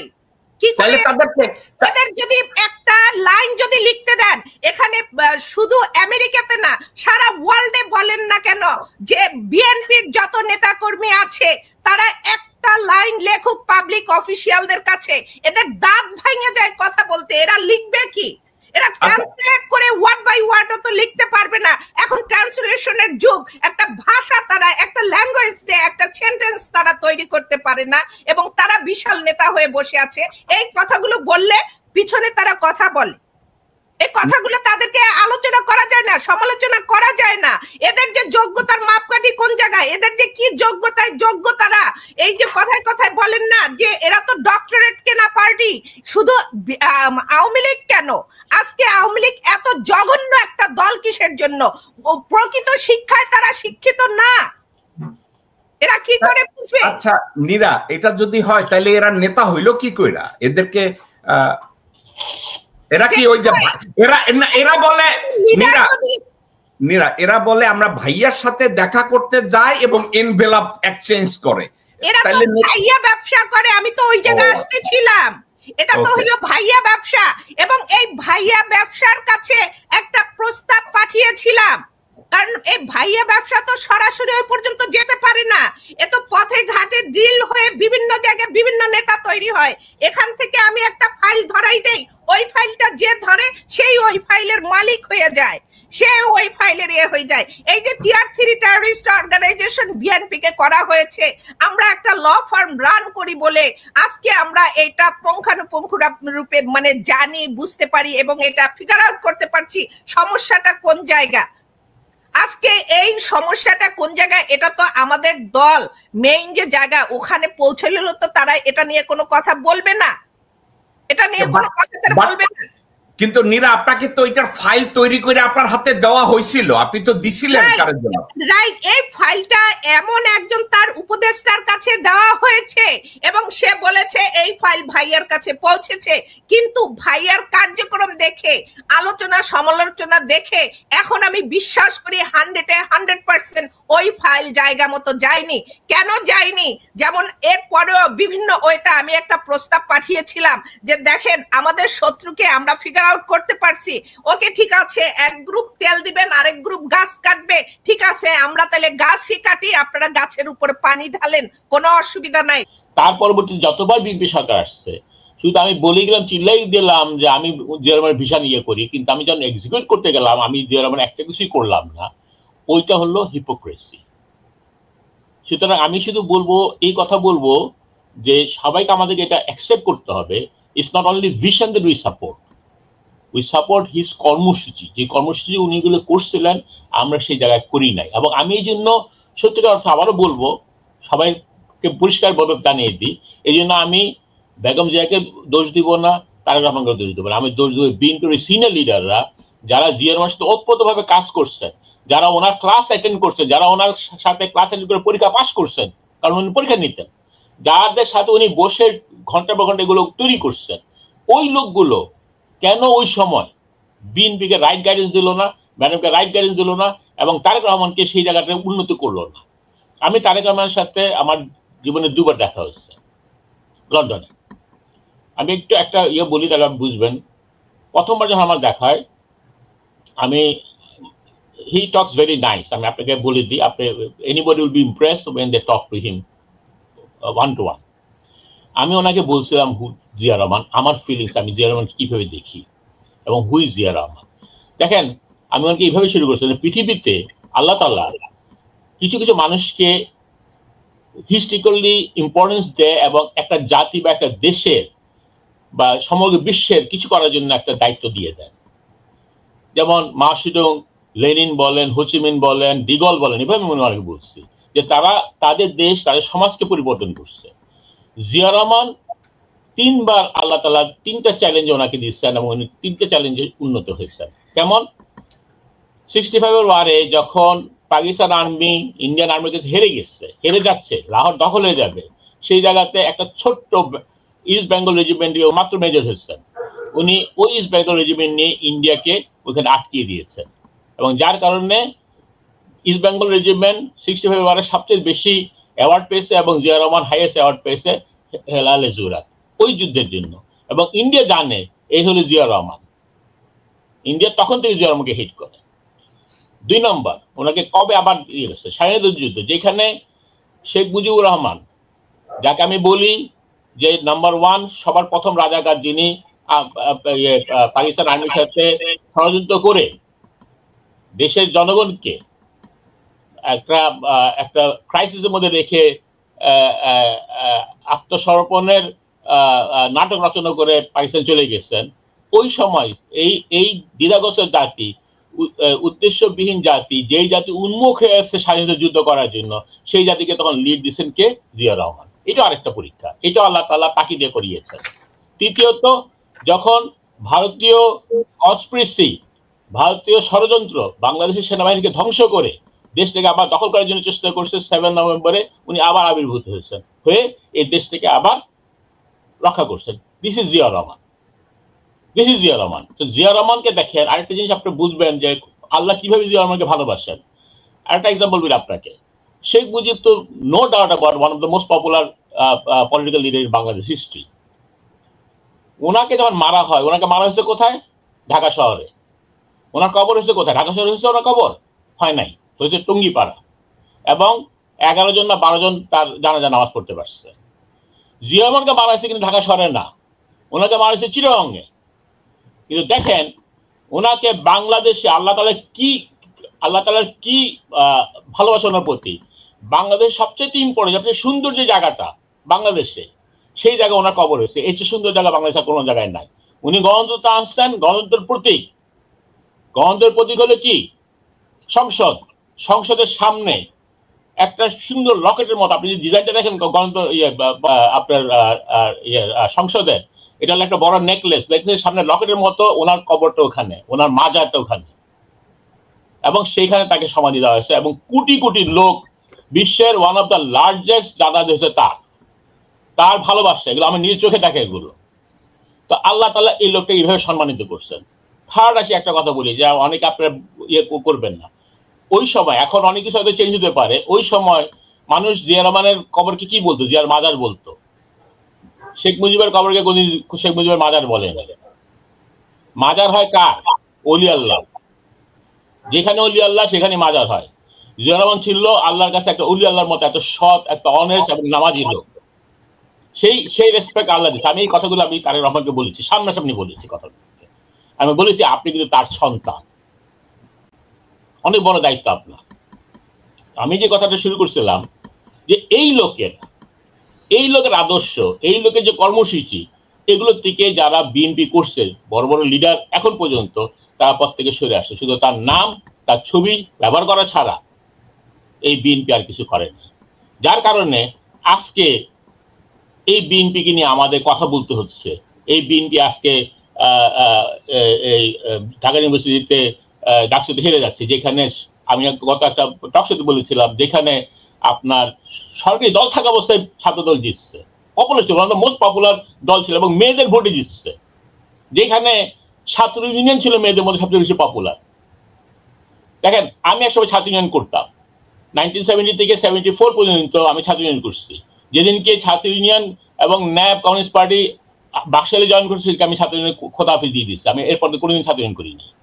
তারপর আমি বিএনপি শুরু করছি 79 থেকে।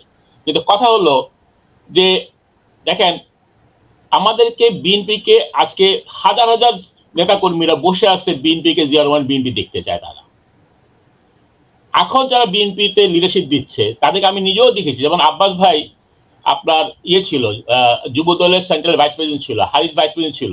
ওই সময় কাশেম ভাই ছিল প্রেসিডেন্ট, এন্ড সাইফুর রহমান ছিল সেক্রেটারি, দপ্তর সম্পাদক ছিল গয়েশ্বর। আপনি বলেন ওই সময় তাদেরকে আপনি দেখেন, কোনো দুর্নীতি নেই তাদের মধ্যে।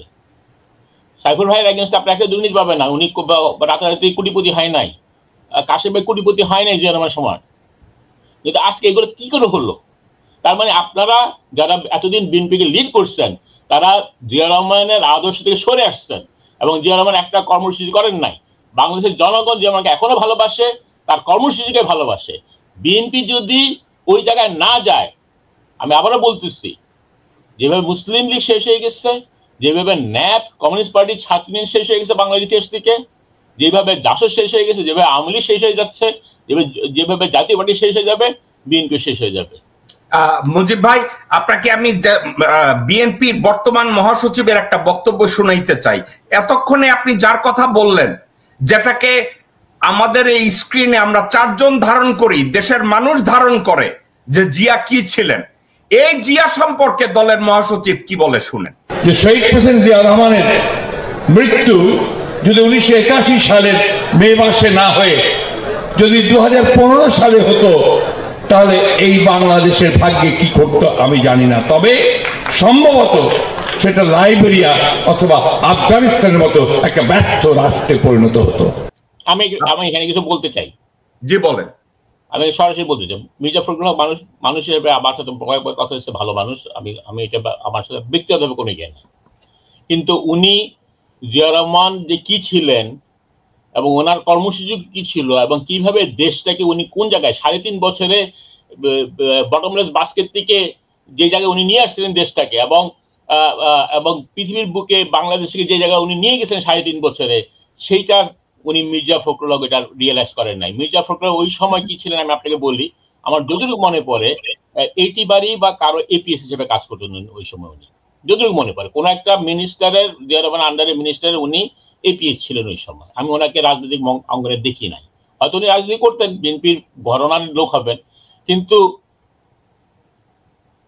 আজকে ওনার কথাটা আমি বলবো, আজকে জিয়া রহমান বেঁচে থাকতো, 81 মারা না যেত, তাহলে ওই যে আপনারা অনেকের কাছে শুনছেন সকল আওয়ামী লীগের উন্নয়ন এবং সিঙ্গাপুর, আমি আপনাকে বলে দিতে পারি এই দেশটা সিঙ্গাপুর মালয়েশিয়া অনেক বেশি হতো। যখন জিয়া রহমান দেশ চালায় তখন কিন্তু আপনার মালয়েশিয়ার অবস্থা খুব খারাপ ছিল। মালয়েশিয়া একটা মেইন রোড ছিল কলকাতা, কিন্তু বাংলাদেশের অনেক ইঞ্জিনিয়ার এবং অনেক যে মালয়েশিয়াকে উন্নত করছে, এবং মালয়েশিয়া আজকে মাহাথিরের লিডারশিপের কারণে মালয়েশিয়া একটা উন্নত দেশে পরিণত হয়েছে।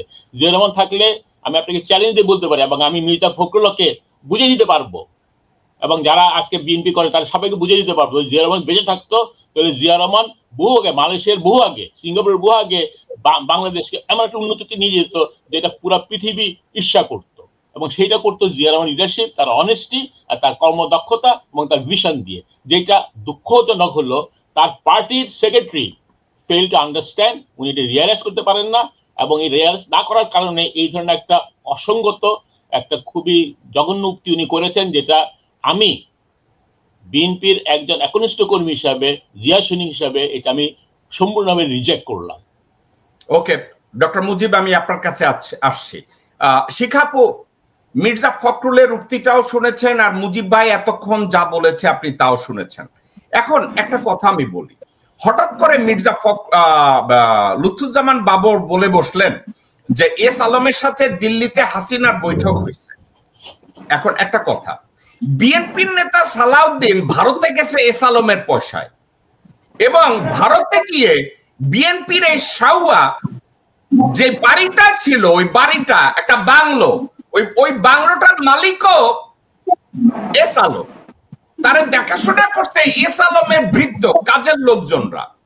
ওইখান থেকে সে যখন 9 বছর পরে বাংলাদেশে আসছে, একটা প্লেন ভাড়া করে দিছে শাওয়ারে, অর্থাৎ সালাউদ্দিন আহমেদ রে, ওইটা ভাড়াও করে দিছে এস আলম, এবং এয়ারপোর্টে যখন নামছে তারা যে গাড়িটা পিক আপ করছে ওই গাড়িটার মালিকও ছিল এস আলম। আর এখন এস আলমের অফিস দেখাশোনা করে সালাউদ্দিনের ছেলে। আচ্ছা, বাবর বলছে যে এস আলমের সাথে হাসিনার দেখা হয়েছে, আর মার্কেটে চাউর আছে এস আলম লন্ডনে গিয়া তারেক সাহেবের সাথে দেখা কইরা বিশাল এনভেলপ দিয়ে আসছে, এবং এই কোঅর্ডিনেটটা করছে সালাউদ্দিন, এবং এই সালাউদ্দিন হইছে এখন বিএনপির ultimate decision maker in Bangladesh. কারণ ওই যে কি জানো, একটা নীলুফার শনি, একটা বেটি আছে, কি যেন নাম, নীলুফার শনি, ওনার নাম কি? নীলুফার মনি ভাই, আমি শুনছি শনি, নীলুফার শনি। আচ্ছা, নীলুফার শনি কাইন্দা কাইন্দা কয়, ও সালাউদ্দিন ভাই, আপনার দৃষ্টি আকর্ষণ করে বলছি, শিবির তো লইয়ে যাইতেছে সব, এদেরকে থামাইতে হবে। এর অর্থ কি জানেন? তারেক রহমানও নেতা না, মির্জা ফাকও কোনো নেতা না, আর বরকত আব্বাসও নেতা না, ওই নীলুফার শনি কইতেছে ও সালাউদ্দিন ভাই। এর অর্থ কি এইটা প্রমাণ হয় না সালাউদ্দিনই বর্তমানে বিএনপির পুরা বাংলাদেশের নেতা? আপনার কাছে এটা মনে হয় কিনা? আর এটা যদি আপনার মনে না হয় তাহলে লুৎফুজ্জামান বাবর যখন বলে এস আলমের সাথে হাসিনার দেখা হইছে, আরে ভাই এস আলমের কর্মচারী তো বিএনপির মালিক বর্তমানে বাংলাদেশে, এটার উপরে কি আপনি কিছু বলবেন? হ্যাঁ বলবো যে সালাউদ্দিন সাহেবকে গতকাল পর্যন্ত তো তাকে দেখা গেছে যে আপনার ঐক্যমত্য কমিশনের যে ব্রিফিং হলো, আপনার প্রধান উপদেষ্টার ওখানে যে মিটিংটা হইলো, এবং ম্যাক্সিমামই সংবিধান নিয়ে কথা এবং ঐক্যমত্য কমিশন নিয়ে বিভিন্ন কমিশনে সে কিন্তু কথা বলতেছে। সেই ফ্রন্ট লাইনে এখন কিন্তু আছে। এখন মির্জা ফখরুলকে কিন্তু আমরা দেখতে পাচ্ছি না কথা বলার জন্য, কিন্তু উনি আছে, সালাউদ্দিন সাহেব আছে। তো আজকে যেটা আপনি বলছেন এটা আমিও দেখেছি যে বাবর সাহেবকে হঠাৎ করে এই স্বরাষ্ট্র উপদেষ্টা পাশে বসে সে ব্রিফিং করতেছে, পাশে দাঁড়িয়ে ব্রিফিং করতেছে, স্বরাষ্ট্র উপদেষ্টা মিসকে মিসকে হাসতেছে। তো ওই যে একটা কথা আছে যে সালামের সাথে দেখা হয়েছে, হাসিনার দেখা হয়েছে, এখানেও তো কিছু একটা অর্থ তো বহন করে, এটাকে তো একটা কিছু অর্থ তো আছে। এখন ভিতরে ভিতরে যে কি চলতেছে কি হচ্ছে এটা এখনো পর্যন্ত খোলাসা না, এখনো চলছে ধোঁয়াশার মধ্যে চলছে, কিন্তু এখনো কিন্তু ক্লিয়ার না যে আসলে কি হচ্ছে, আসলে কি হইতে যাচ্ছে। কারণ বাবর সাহেবকে তো বিগত 1 বছরের আগে যে সে জামিনে যে বের হয়ে আসলেন, মুক্ত হয়ে বের হয়ে আসলেন, তাকে তো একদিনের জন্য ফ্রন্ট লাইনে আনা হয় নাই না। তারেক রহমানের সাথে কথা বলো তো দূরে থাক, তারে বেগম জিয়ার সাথে দেখা পর্যন্ত করতে দেওয়া হয় না।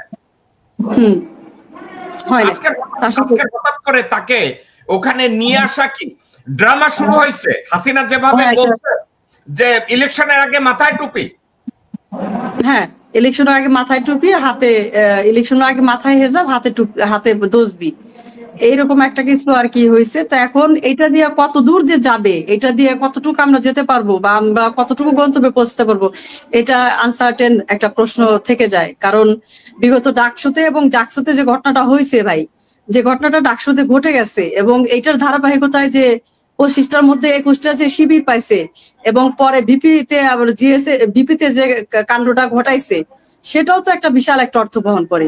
এখানে তো আসলে আমরা রাস্তায় স্লোগান দিই সেটা এক কথা, আর মানুষের মন জয় করে ভোটটা আদায় করা হলো আর এক কথা, তাই না? ভোটটা নেওয়া এক জিনিস, আমার বাক্সে ভোটটা নিয়ে আসা এক জিনিস, আমি রাস্তায় মিছিল করা এক জিনিস, আর ওই কি বলে গয়েশের চন্দ্রের আন্ডারে রাজনীতি করা এক জিনিস, আর সালাউদ্দিন আন্ডারে রাজনীতি করার এক জিনিস, আর মির্জা আব্বাস পার বউ আফরোজা আব্বাস, এবং আপনি তো ওই নামটা বলেন না এক সময়, একবার তো বলেন, আপনি একটু শিখাই দেই ভাই। যে দলের একটা ভাইটাল সংগঠন মহিলা দল, ছাত্র দল, যুব দল, মহিলা দল, তারপর স্বেচ্ছাসেবক দল, এই সংগঠনের যে সেক্রেটারি আজকে বিগত 7 বছর যাবত, সেই সংগঠনের সেক্রেটারি হলো একটা 8 পাস মেয়ে, একটা 8 পাস মানে সুলতানা আহমেদ। সে হলো আমাদের ফালুবাইয়ের খুব ক্লোজ মানুষ, এবং আরো অনেক ব্যাপার স্যাপার এখানে আছে, এগুলা বলার দরকার নাই, এগুলো জানার দরকার নাই। সে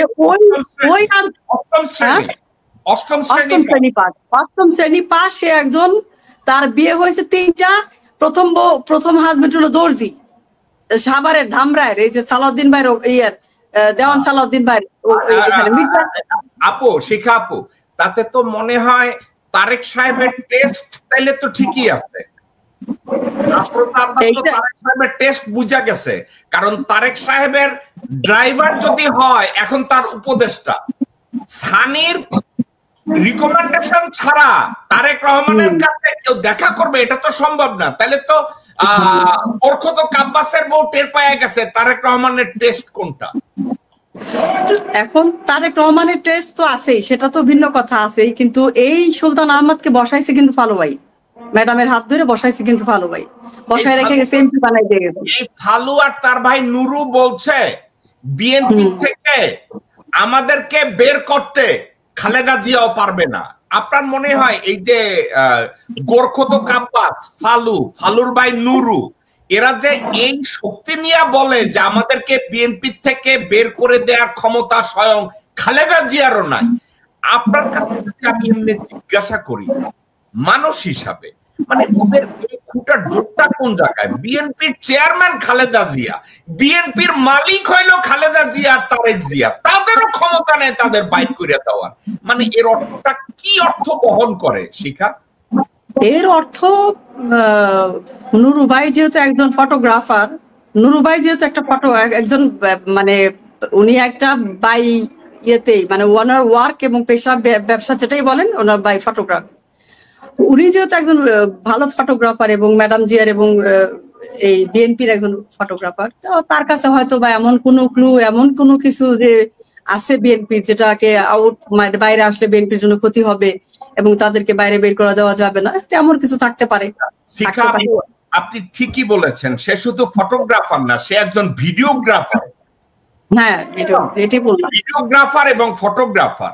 ইদানিং কি করে জানেন, গোরখদ কাব্বার যত প্রেস কনফারেন্স করে তার ডান পাশে নুরুরে বসায় রাখে, এবং নুরুরে বসায় রাখা সে অনেক বড় বেটা এইভাবে কইরা কথা কয় এবং বলে দূর বেটা আমি কথাই কমু না, এবং মিটিং এর পরে বলে যে আমি আব্বাস, ফালু এবং নুরু আমাদেরকে বাদ দেওয়ার ক্ষমতা বিএনপির কারো নাই, আমরা তাদেরকে বাদ দিতে পারবো, তাদের রাজনীতি খতম করে দিতে পারবো।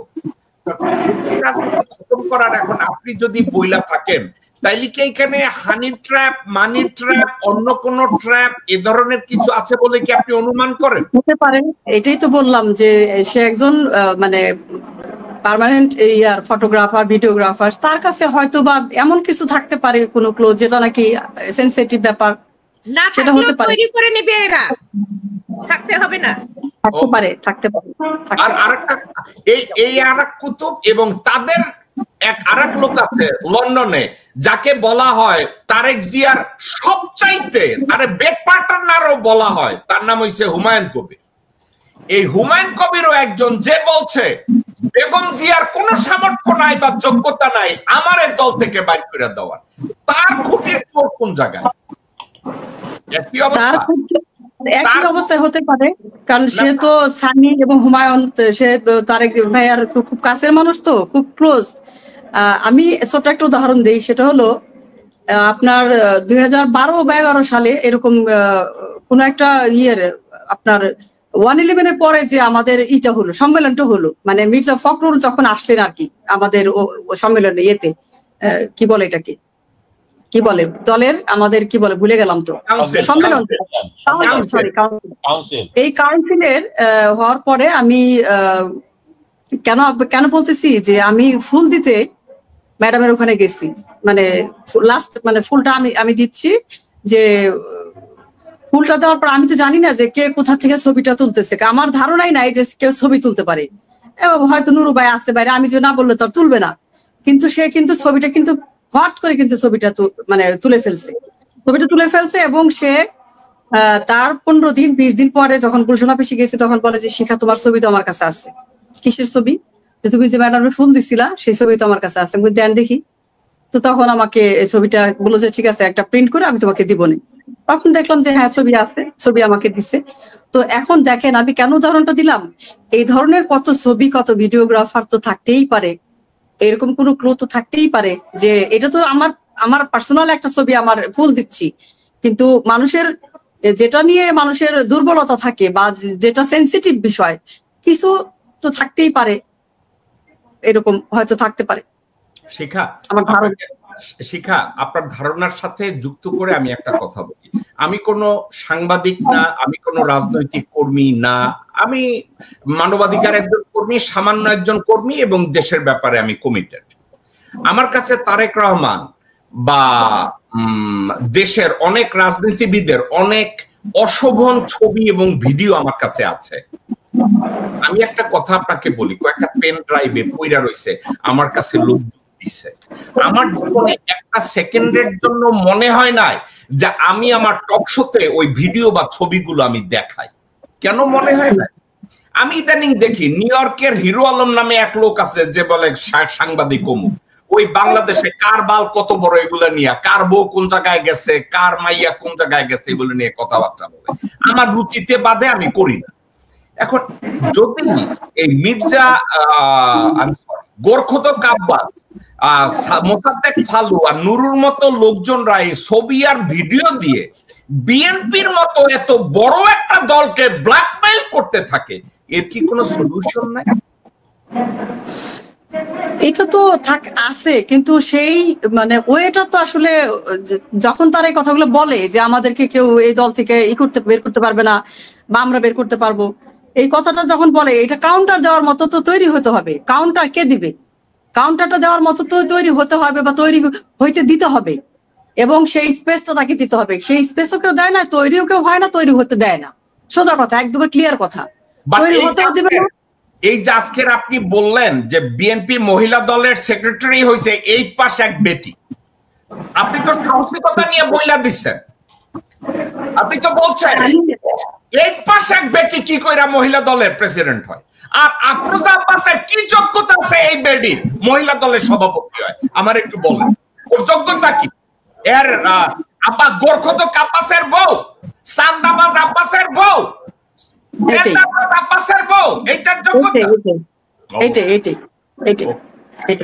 আমি আপনার কাছে আসছি।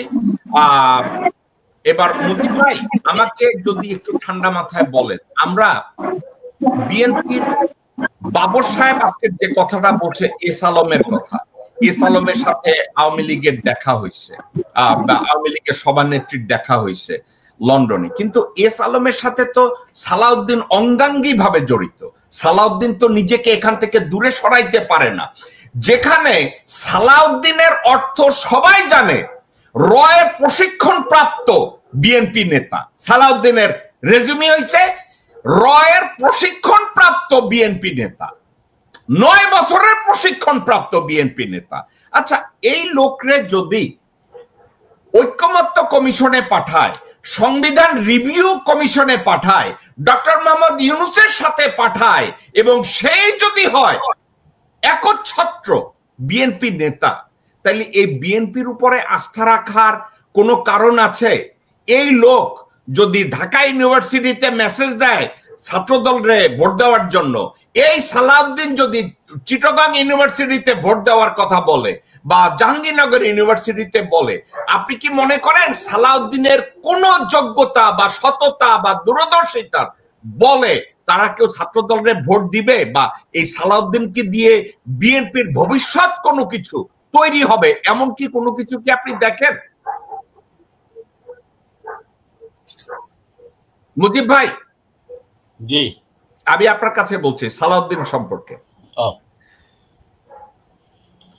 আবার সরি, আবার কোশ্চেনটা করেন আমাকে।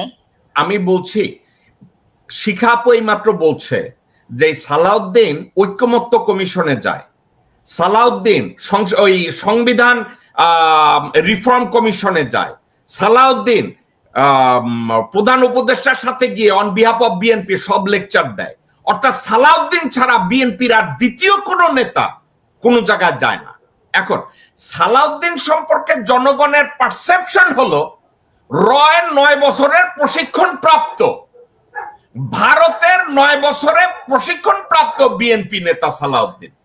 এমন একজন নেতা যাকে বলা হয় বিএনপির ভবিষ্যৎ মহাসচিব।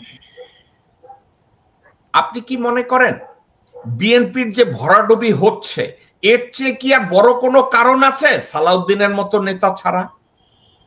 অনেকগুলো কারণের মধ্যে এটা একটা অন্যতম কারণ। এবং সালাউদ্দিন যে ওখানে যায়, এটা যে বিএনপির হাইকমান্ড জানে না তা নয়, সালাউদ্দিন জোর করে যেতে পারেন না। সালাউদ্দিনকে ওই পারমিশনটা দেওয়া হয়, এবং আমি বিশ্বাস করি যে যেভাবে আমাদের পার্টি চলে বা যে কোনো একটা রাজনৈতিক দল চলে, সালাউদ্দিন যাওয়ার আগে এবং সালাউদ্দিন যাওয়ার পরে অবশ্যই হাইকমান্ডকে উনি জানান, হাইকমান্ডের মেসেজ কি এটা উনি নিয়ে যান, ওইখানকার ডিসকাশন কি হচ্ছে এবং এটা আউটকাম কি সেটা ওনাকে রিলে করতে হয়। এটা হলো নিয়ম। এর বাইরে যদি সালাউদ্দিন কিছু করে তাহলে সালাউদ্দিন কিন্তু নেক্সট টাইম যাওয়ার কথা না। সুতরাং আমি এটা কোনোভাবেই মেনে নিতে পারবো না যে সালাউদ্দিন নিজের থেকে যাচ্ছে ওখানে। সালাউদ্দিনকে পার্টি থেকে অ্যাপয়েন্ট করা হয়েছে অন্যদিকে সরিয়ে দিয়ে, যে সালাউদ্দিনই ঐক্যমত কমিশনে যাবে, সালাউদ্দিনই currently the face of BNP. এখন আপনার এই প্রোগ্রাম শুধু নয়, সারা দেশে যত রকম টক শো আছে বেশিরভাগ টক শো পত্র পত্রিকা সব জায়গাতে এবং সোশ্যাল মিডিয়াতে সব জায়গাতে বলা হচ্ছে সালাউদ্দিন দ্বারা প্রশিক্ষণপ্রাপ্ত একজন, যাকে ঠিক গত বিপ্লবের 2 দিন পরই তাকে পুশিং করে বাংলাদেশে ঢুকে দেওয়া হয়, যাকে 9 বছর ছাড়া হয় নাই, যাকে উনি বলেন যে ওনার কোর্ট, ইন্ডিয়ান কোর্ট তাকে আটকিয়ে রাখছিল, ওইখানকার সিকিউরিটি সিস্টেম তাকে আটকিয়ে রাখছিল। হঠাৎ 2 দিনের মধ্যে সবকিছু কি করে এত তাড়াতাড়ি প্রসেস হয়ে গেল এবং একটা অনিশ্চিত বাংলাদেশে ওনার মতো একজন বিশিষ্ট বিএনপি নেতাকে পুশিং করে ঢুকিয়ে দিল। এটা বিএনপির হাইকমান্ড না বুঝলেও বা না বুঝতে চাইলেও সাধারণ জনগণ কিন্তু বুঝে। আমি আবারও বলবো, বাংলাদেশের সাধারণ জনগণ, ছাত্র জনতা অনেক সচেতন, অনেক বুদ্ধিমান। আমি আপনি এখানে একটা বলছিলাম যে আমরা যারা মনে করি যে বাংলাদেশের জনগণ বেকুব, জনগণ বেকুব না, আসলে আমাদের যারা এখনকার দিনে রাজনীতি চালান তারা বেকুব। বাংলাদেশের জনগণ এটা বারবার প্রমাণ করে দিয়েছে। তো আপনি যেটা বললেন সালাউদ্দিনের কথা, আমি বলবো যে এখনো যদি এটাকে কারেক্ট না করে তাহলে যেভাবে বিএনপি চাকসুতে উইথড্র করছে আপনি ইলেকশন, যতগুলো আগামীতে ইলেকশন হবে সবগুলোতেই মনে হয় উইথড্র করতে হবে। এবং এই যে উইথড্র করা, জাতীয় ইলেকশনে যে কি করবে I don't know yet, but তখন দেখা যাবে। বাট এই মুহূর্তে যেভাবে যাচ্ছে এটা উইথড্র করতে হবে। এবং তার কারণেই হয়তো বাবরকে সামনে আনা হয়েছে to test the water first, যে বাবরকে দিলে রিয়াকশনটা কি হয়। যদি দেখা যায় যে বাবরের কথা, কাজে কর্মে বা কথাবার্তায় জনগণের একটু অ্যাকসেপ্টেবিলিটি আসছে বা বাবরকে সমর্থন দিচ্ছে বা বাবরের কারণে বিএনপির প্রতি একটু আস্থা ফিরে আনার চেষ্টা করছে, তাহলে হয়তো দেখবেন আগামীতে বাবরই হয়তো এখানে যাবে।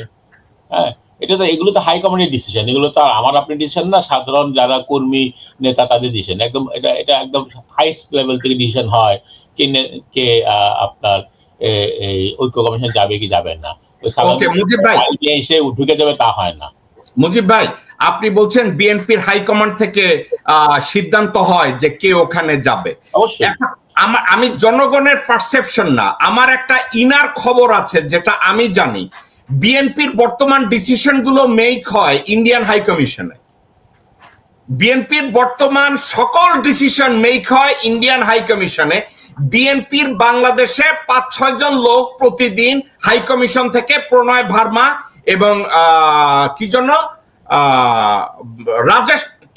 রাজেশ অগ্নিহোত্রী, তাদের সাথে এই কথাগুলো পাস হয়, এইখান থেকে ওইখানে, এইখান থেকে ওইখানে। এখন রাজেশ অগ্নিহোত্রী যদি বিএনপির ডিসিশন মেক করে, এই ডিসিশন মেকের সাথে আরেকজন লোক জড়িত, গয়েশ্বরচন্দ্র রায় জড়িত, এবং ইন্ডিয়ান হাই কমিশনের নির্দেশেই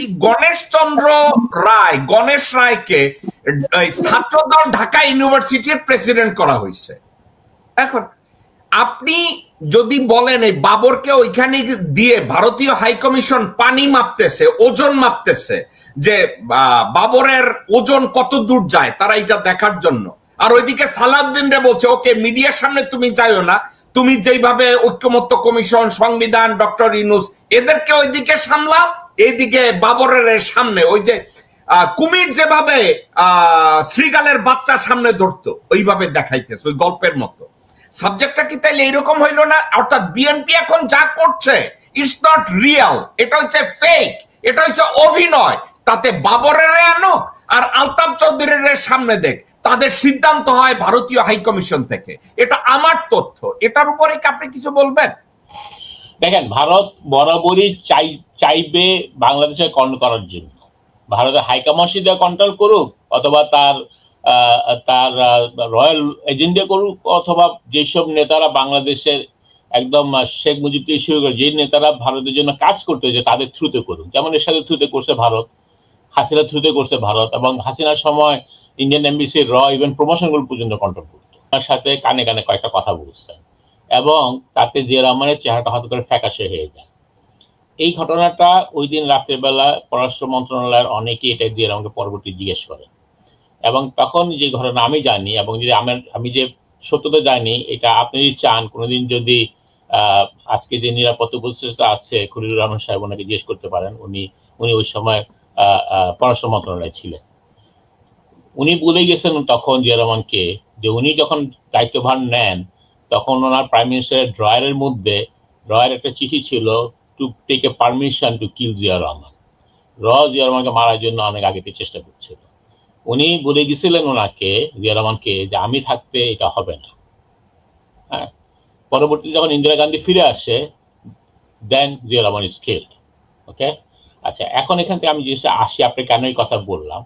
তার মানে বাংলাদেশের নেতৃত্ব সবকিছুতেই ইন্ডিয়ান ইনভলভমেন্ট প্রথম থেকে, এবং তারা বারবারই চেষ্টা করছে ইনভলভ হওয়ার জন্য। আজকে যেখানে 95% দেশের লোক অ্যান্টি ইন্ডিয়ান, যেখানে এই ভারতের দালাল স্বৈর শাসককে মানুষের রক্ত দিয়ে সরাইছে, সেই এমবিসিতে যদি আজকে বিএনপির 5 জন 10 জন বা তার নেতৃত্ব যে তাদের কথা মতো কাকে কোথায় পাঠাবে এটা ফলো করে, তবে এটা বিএনপির জন্য, বিএনপির নেতাকর্মীর জন্য, বিএনপির যেসব ছেলেরা, নেতারা, নেত্রীরা এতদিন জীবন দিচ্ছে, স্বৈরশাসকের বিরুদ্ধে যুদ্ধ করে ক্রস ফায়ারে মারা গেছে, ধান খেতে ঘুমাইছে এবং জেল খাটছে এবং সর্বশান্ত হচ্ছে, এবং গত 24-এর গণ অভ্যুত্থানে যারা জীবন দিচ্ছে, তাদের প্রত্যেকের রক্তের সাথে বেইমানি, তাদের প্রত্যেকের সাথে তাদেরকে ইনসাল্ট করা। এবং আমরা যারা বিএনপি করি, আমরা যারা আদর্শ মানি, আমরা যারা ভারতের আধিপত্য মানি না, এটা আমাদের জন্য ইনসাল্ট। এবং আমরা আমি এই বিএনপি চাই না। যদি বিএনপির কোনো নেতা আজকে আপনি যে কথা বলেন যদি সত্যি হয়ে থাকে, আগে আমি যেহেতু এটা ব্যাপারে জানি না, আপনি জানেন, আপনি যদি এটা সত্য হয়ে থাকে তাহলে আমি এটা তাদেরকে ধিক্কার জানাই।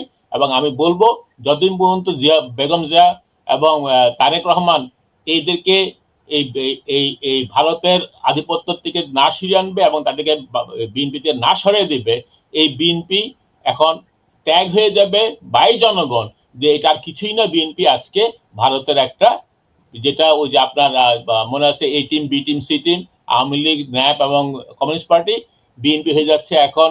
এতদিন ছিল এ টিম, ছিল আওয়ামী লীগ, যেহেতু আওয়ামী লীগ নিষিদ্ধ হয়ে গেছে, এখন বি টিমটা ছিল বিএনপি, ওইটা হয়ে যাবে এ টিম। আর আপনার এরশাদের পার্টিতে আছেই অলওয়েজ সি টিম হয়ে। তো এইটা যদি বিএনপি চায়, এই রাজনীতি তারা করতে চায়, তাহলে আমি আপনাকে আবারও বলে দিচ্ছি, একটু আগে আমি বলছিলাম, বিএনপির রাজনীতি আলটিমেটলি যেভাবে মুসলিম লীগ গেছে, যেভাবে আওয়ামী লীগ গেছে, যেভাবে আর অনেক দল বাংলাদেশের পলিসি বিলীন হয়ে গেছে, জনগণের কাছে তাদের হৃদয় থেকে উঠে গেছে, বিএনপির হৃদয় থেকে উঠে যাবে। আপনি যদি কমেন্ট শুনেন, আপনি যদি লোকজনের কথাবার্তা শুনেন, আপামর জনগণের কথা শুনেন, আপনি এটা অবভিয়াস, যেই বিএনপিকে মানুষ এতটা ভালোবাসত, যেই বিএনপি যেন মানুষ জীবন দিতে তৈরি ছিল, সেই বিএনপিকে আজকে মানুষ ভোট দিতে রাজি না।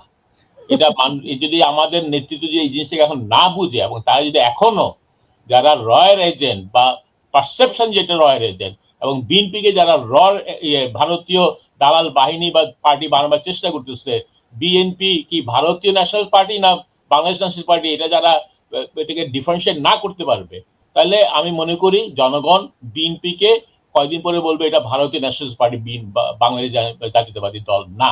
এবং ওইটা হবে, আমরা যারা বিএনপি জন্মলগ্ন থেকে বিএনপি আদর্শ, যেমন আদর্শ এবং ভিশন এবং কর্মসূচিকে সমর্থন করে গেছে, এবং এত বছর বিএনপিকে জনগণের মধ্যে রেখেছি, আমরা প্রত্যেকেই, যদি এইটা হয়, যেটা আপনি কথা বলেন সত্যি হয়, তাহলে আমরা প্রত্যেকে মর্মাহত হব। এবং যেভাবে একটা একটু বলি, আমি মাঝে মাঝে অনেকগুলো টক শোতে শুনি, অনেকের কথা খুব আশ্চর্য লাগে। যেমন ধরেন আমরা 71-এ বাংলাদেশের 99% লোক আওয়ামী লীগ ভোট দিচ্ছে, আওয়ামী লীগ করতো বা সমর্থন করতো। সেই আওয়ামী লীগ, এখন কি আমরা 99% আওয়ামী লীগ সমর্থন করি? তা নয়। তারা কেন আজকে 10% লোকের সমর্থন পাচ্ছে না? কারণ তাদের কার্য কর্মসূচির জন্য। তো বিএনপি যদি খুব পপুলার দল হয়ে থাকে, তাদের কাজ কর্মসূচি এবং তাদের রাজনৈতিক কর্মকাণ্ডের জন্য তারা আস্তে আস্তে আওয়ামী লীগের মধ্যেই জনগণ থেকে বিচ্ছিন্ন হয়ে যাবে, বিলীন হয়ে যাবে। আমি দুঃখিত এই কথা বলার জন্য এজ এ বিএনপির হিসাবে, কিন্তু কাউকে না কাউকে কথাগুলি বলতে হবে বিএনপিকে আবার ট্র্যাকে উঠাবার জন্য। একটা দল, যে দলটাকে বাংলাদেশের স্বাধীনতা সার্বভৌমত্ব রাখতে হবে, যে দলকে বিএনপির যে প্রতিষ্ঠাতা, যে বাংলাদেশের প্রতিষ্ঠাতা, যে বাংলাদেশ স্বাধীনতা যুদ্ধ প্রথম ঘোষণা দিয়েছেন, তার আদর্শকে, তার কর্মসূচিকে যে বাঁচিয়ে রাখতে চায়, তাহলে আমার মতো দুর্ভাগ্য বিএনপির কর্মীকে এখন আগে আসতে হবে এই কথাগুলো বলার জন্য। আমার মতো আমি জানি হাজার হাজার বিএনপির কর্মী কষ্ট পাচ্ছে। আমি তাদের মুখপাত্র হিসেবে বলবো যে বিএনপিকে যদি আবার রাইট ট্র্যাকে উঠাতে হয় আমাদেরকে এগিয়ে আসতে হবে, এবং এই এই এই ভারতের গোলামী বিএনপি যেটা আজকে তৈরি করার চেষ্টা করা হচ্ছে এখান থেকে বিএনপিকে নিয়ে আসতে হবে। যদি এটা বিএনপি ফেল করে এখান থেকে সরে আসতে, তাহলে আমি দুঃখিত, এই বিএনপির অস্তিত্ব থাকবে কিনা সন্দেহ। ওকে নীরা, আমি আপনার কাছে একটু জিজ্ঞাসা করি, আপনি শুনেছেন এটা জাস্ট একটা উদাহরণ যে শিখা আপু বলছে বিএনপি মহিলা দলের সেক্রেটারি হয়েছে 8 পাস হবে।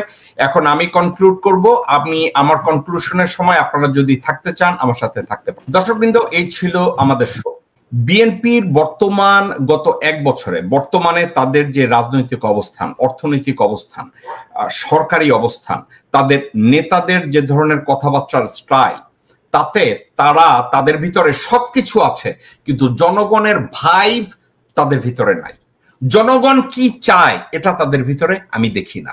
তো জনগণের ভাইব যদি একটা পলিটিক্যাল লিডাররা ধারণ না করে, ওটাকে যদি তারা ফলো না করে, ওটার রেমেডি যদি তারা খুঁজে না বেড়ায়, তারা যদি কোনো হাই কমিশন থেকে, বিদেশি হাই কমিশন থেকে প্রেসক্রিপশন নিয়ে রাজনীতির মঞ্চে এসে বক্তব্য দেয়, তাহলে তাদেরকে ভোট দেওয়ার আমি কোনো কারণ দেখি না। এখানে হঠাৎ বাবরকে তারা সামনে এনেছে একটা কারণে। বাবরকে ভারত সবসময় দেখেছে অ্যান্টাই ইন্ডিয়ান একজন রাজনীতিবিদ। ভারত বাবরকে যদি মনে করে অ্যান্টাই ইন্ডিয়ান রাজনীতিবিদ, সেক্ষেত্রে বাবরের কোয়ালিফিকেশন কি, বাবরের ক্রেডেনশিয়াল কি? তারা বাবরের ক্রেডেনশিয়াল কি দেখে জানেন? বিএনপি শাসনামলে 10 ট্রাক অস্ত্র বোঝাই একটা ট্রাক অ্যারেস্ট হয়েছিল এবং ওই 10 ট্রাক অস্ত্রর এটা নাকি পাচার হচ্ছিল ভারতের বিচ্ছিন্নতাবাদীদের কাছে। তো বিএনপি এখন চিন্তা করছে, গত 16 বছর তারা আওয়ামী লীগকে ক্ষমতায় রেখেছে। এই বিএনপি ক্ষমতায় রেখেছে, আপনারা ঠিক শুনেছেন, আমি ভুল বলি নাই। আওয়ামী লীগকে গত 16 বছর ক্ষমতায় রেখেছে বিএনপি। আপনারা মনে করেন না যে এখানে তারেক জিয়া বা বেগম জিয়া তাদের করার কিছু ছিল না? আবার এটাও আবার চিন্তা করে দেখেন, তারেক জিয়া বা বেগম জিয়া যাদেরকে দিয়ে রাজনীতি করে, যাদেরকে নিয়ে বিএনপির রাজনীতিকে মার্কেটিং করে, বাজারজাত করে, তারা আবার বিহাইন্ড দ্য সিন বিএনপিকে বাদ দিয়ে তারা আবার আওয়ামী লীগও করে। সাদেক হোসেন খোকা, মোহাম্মদ সালাম, এই গোরখোদক আব্বাস, এদের কোনো নীতিবোধ আছে? এদের কোনো চরিত্র আছে? এদের কোনো রাজনৈতিক প্রজ্ঞা বা দেশপ্রেম আছে? এদের কাছে দেশপ্রেম হলো টাকা, এদের কাছে দলের প্রতি আনুগত্য হলো টাকা, এদের কাছে নীতিবোধ হলো টাকা, এদের কাছে টাকার মূল সূত্র হলো চাঁদাবাজি, টেন্ডারবাজি, দখলবাজি, দেশদ্রোহিতা, ভারতের তাবেদারি। ভারতের তাবেদারি যদি করে তাহলে তাদের জন্য চাঁদাবাজি হালাল। ভারতের তাবেদারি করতে গেলে দখলবাজি, টেন্ডারবাজি হালাল। ভারতের তাবেদারি করতে গেলে ডিজিএফআই সাপোর্ট পায়। ভারতের দালালগিরি করতে যদি করা যায় তাইলে বাংলাদেশে তার অস্তিত্বটা পাকাপোক্ত হয়। সবাই অ্যারেস্ট হবে, দেশপ্রেমিকরা অ্যারেস্ট হবে, কিন্তু ভারতীয় দালালজীবীরা গ্রেফতার হবে না। যদি গ্রেফতার হয়ও ভারতীয় দালালজীবীরা, তারা মির্জা ফখরুলের মতো ভারতে গেলে টসটসা গাল শেপ কইরা খুব আমেজে, মধুর আমেজে তারা হাজত থেকে বের হয়। যদি ভারতের দালালজীবী হয় তাইলে গার্লফ্রেন্ডকে নিয়ে আমির খসরু মাহমুদের মতো সামাওবাদকে নিয়ে বাসর ঘর হাজতের ভিতরে সাজানো যায়। ওই বাসর ঘরে আবার একটা এয়ার কন্ডিশনও থাকে। এই হচ্ছে বিএনপির রাজনীতি। গত 16 বছরে তারা যা করেছে, আমি আশা করেছিলাম গত 1 বছরে তারা ডিফারেন্ট একটা রাজনীতি করবে। আমার মনে হয়েছিল তারেক রহমান একটা ডিফারেন্ট মাইন্ডসেট থেকে দলটাকে গুছাবে। বেগম জিয়ার উপরে অনেক আস্থা আমার, বেগম জিয়াকে অনেক শ্রদ্ধাও করি, কিন্তু তার শারীরিক অসুস্থতার জন্য আমি আশা করি না যে বেগম জিয়া এই মুহূর্তে দলের নেতৃত্ব নিয়ে দলের আমূল কোনো পরিবর্তন করবে। কিন্তু আমি দেখলাম তারেক জিয়াকে এক বোতল থেকে আরেক বোতলে নেন সেই পুরানা মদ, মদের কোনো পরিবর্তন হয় না। এই মুহূর্তে বিএনপির যত কার্যকারী জিনিসপত্র আছে, নেতৃত্ব আছে, তারেক রহমান যদি বলে আমি নির্দোষ, আমি কোনো অন্যায় করি নাই, এটা যদি তারেক রহমান বলে, তাহলে বিএনপি তার নিয়ন্ত্রণে নাই। এখন তারেক রহমান বলবে, এই কথা বলতেও তারেক রহমান লজ্জা পায় যে আমার দল আমার নিয়ন্ত্রণে নাই। এটা যদি বলে তাহলে তার নেতৃত্বের এফেক্টিভনেস নিয়ে মানুষ প্রশ্ন করবে, তার নেতৃত্বের গুণাবলী এবং দূরদর্শিতা নিয়ে, ম্যানেজমেন্ট কোয়ালিটি নিয়ে মানুষ তাকে প্রশ্ন করবে। এখন তারেক রহমান মাইনকে চিপায় পড়ছে, একদিকে দলীয় প্রধান, অন্যদিকে লোকজনরা তার কথাবার্তা শুনে না। Then what is he gonna do? তার কিছু করার মতো মানসিকতা থাকলেও সে কোনো কিছু ইম্পোজ করতে পারছে না, এটা একটা দিক। হানি ট্র্যাপ, মানি ট্র্যাপ, এটাও একটা আছে। আবার কেউ কেউ বলে যে তাদেরকে খুন করে ফেলবে, তাদেরকে হাজতে নিয়ে মেরে ফেলবে, এই আতঙ্কবোধ হয়তো তাদের ভিতরে কাজ করে, হু নোস। কিন্তু সোফার আমরা যদি বলি, বিএনপি এই মুহূর্তে আটলান্টিকের মধ্যে যদি একটা জাহাজে ক্যাপ্টেন না থাকে, ওই জাহাজটা যেমন চক্কর কাটতে থাকে, কারণ তার কোনো দিক নির্দেশনা নাই। বিএনপি ঠিক ওই ধরনের একটা রাজনৈতিক দল যাদের দিক নির্দেশনা আসে ভারতীয় হাইকমিশন থেকে। এবার আমি শিখা আপুর একটা কথা ক্লারিফাই করতে চাই। শিখা আপু বলছে যে জামাত মুনাফিকি দল। আমি ওনার কথার সাথে 360 ডিগ্রি দ্বিমত পোষণ করি। যদি জামাতকে আমরা যদি বলি যে মুনাফিকি দল, কারণ তারা আওয়ামী লীগকে সাপোর্ট করছে, এটা যদি বলি, তাহলে সেক্ষেত্রে আমি বিএনপির প্রতিটা মানুষকে, অ্যাকসেপ্ট খালেদা জিয়া বা তারেক জিয়া, তাদেরকে বলবো, সবাইকে বলবো এরা সব মুনাফিক। কারণ বাংলাদেশে প্রত্যেকটা রাজনৈতিক কর্মী, স্পেশালি যাদের বয়স 60, 70, 80, তাদের প্রত্যেকেই কোনো একটা সময় আওয়ামী লীগ করতো, তারা এক সময় কমিউনিস্ট পার্টি করত, তারা এক সময় ন্যাপ করত, সেখান থেকে দলছুট হয়ে তারা বিএনপিতে গেছে। আর একটা কথা বলি, রাজনীতিতে মোর্চা তৈরি করাটাকে আমি মুনাফিকি বলি না, কারণ গ্রামেটিক্যালি শব্দটা ভুল। আমি জামাত, বাংলাদেশ জামাত ইসলামকে কখনো কখনো আন্তর্জাতিক বিষয়ের ক্ষেত্রে, ম্যানেজমেন্টের ক্ষেত্রে তাদেরকে আমি অদূরদর্শী বলি, কারণ তাদের ভিশন দূরদর্শিতার ক্ষেত্রে অনেক জায়গায় আটকে যায়। কিন্তু জামাতকে আমি কখনোই মুনাফিক বলবো না। আমি জামাত ইসলামীকে কখনোই এই কথা বলবো না যে তারা টাকার লোভে নিজেদেরকে বিক্রি করেছে, তারা টাকার লোভে নীতিকে বিসর্জন দিয়েছে।